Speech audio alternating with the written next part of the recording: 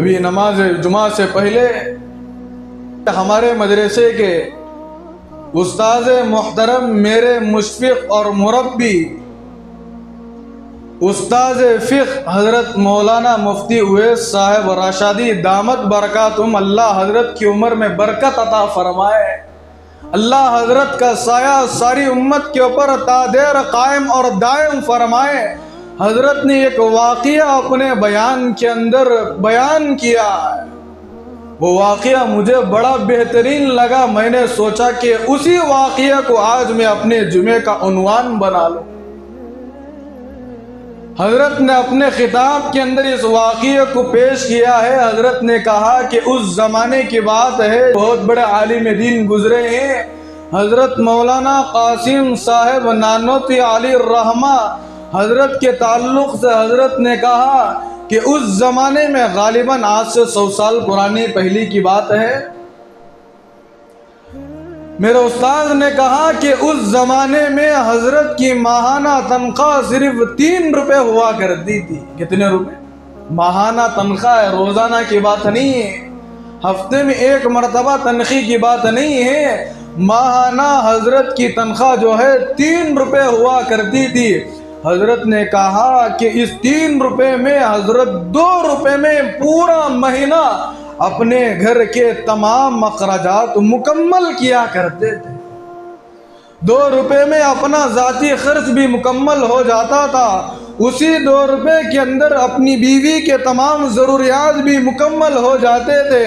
उसी 2 रुपये के अंदर अपने बच्चे के अखराजात भी मुकम्मल हो जाते थे और घर के तमाम ज़रूरियात 2 रुपये में मुकम्मल हो जाते थे। और हज़रत मौलाना कासिम साहब नानोती अली रहमा 3 रुपये में 1 रुपया बचाकर गुरबा में तकसीम किया करते थे, सदका किया करते थे। और एक मरतबा ऐसा हुआ कि किसी एक नवाब ने उस ज़माने में एक बड़ी यूनिवर्सिटी को कायम किया।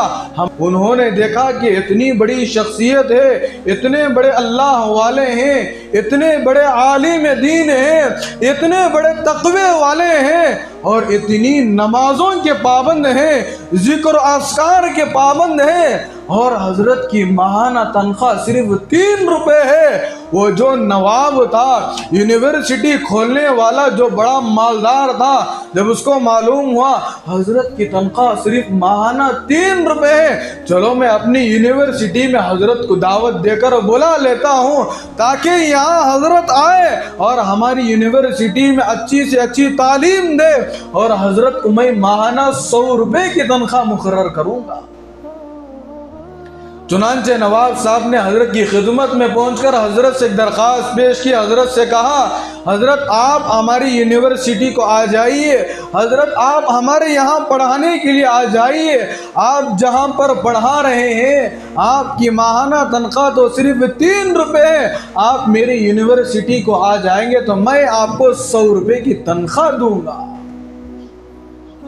तो हज़रत के जहन में ये बात आई, अल्लाह ने जहन में ये बात डाला और हज़रत डंकी की चोट पर कहने लगे, अब तो मेरी तनख्वाह माहाना 3 रुपये है, 3 रुपये से मेरी तमाम ज़रूरतें मुकम्मल हो रही है, तो अगर मैं 100 रुपये ले लूँगा तो मेरे मसाइल बढ़ जाए। 3 रुपये से मेरा घर चल रहा है, 3 रुपये से मेरी बीवी और बच्चों के तमाम ज़रूरियात मुकम्मल हो रहे हैं, मेरे ज़ाती मामलात, मेरे ज़ाती ख़र्चे माहाना में मुकम्मल अदा हो रहे हैं, और 1 रुपया बचाकर मैं गरीबों में सदका कर रहा हूँ। अगर मैं इसकी यूनिवर्सिटी को जाऊँगा और पढ़ाऊँगा, माहाना मुझे 100 रुपये वजीफ़ा मिल जाएगा, 100 रुपये मुझे तनख्वाह मिल जाएगी। हज़रत के जहन में ये बात आती है, अगर 100 रुपये तनख्वाह आ जाए तो 98 रुपये मैं क्या करूँ। मैंने आपके सामने यह बात बताई, माहाना वजीफ़ा 3 रुपये है, 2 रुपये से घर के तमाम अखराजात मुकम्मल हो रहे हैं और 1 रुपया गुरबा में तकसीम कर रहे हैं, सदका और खैर खैरात कर रहे हैं। और हज़रत सोचने लगे 100 रुपये आ जाएंगे तो 90 पर 8 रुपये मैं क्या करूँगा, इसलिए कि 98 रुपये 98 रुपीज़ अगर मेरे पास आ जाएंगे मेरे मसाइल बढ़ जाएंगे। मेरे मसाइल बढ़ जाएंगे, बहुत सारी परेशानियों का सामना करना पड़ेगा और ज़्यादा मसाइल में मैं घिरा हुआ चला जाऊंगा।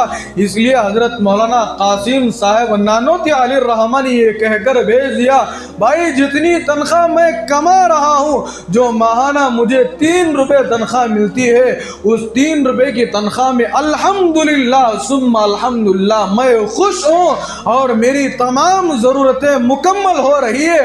मुझे 100 रुपए की ज़रूरत नहीं है, मैं आपके यहाँ आकर नहीं पढ़ा सकता। हजरत ने साफ इस तरह कहकर भेज दिया।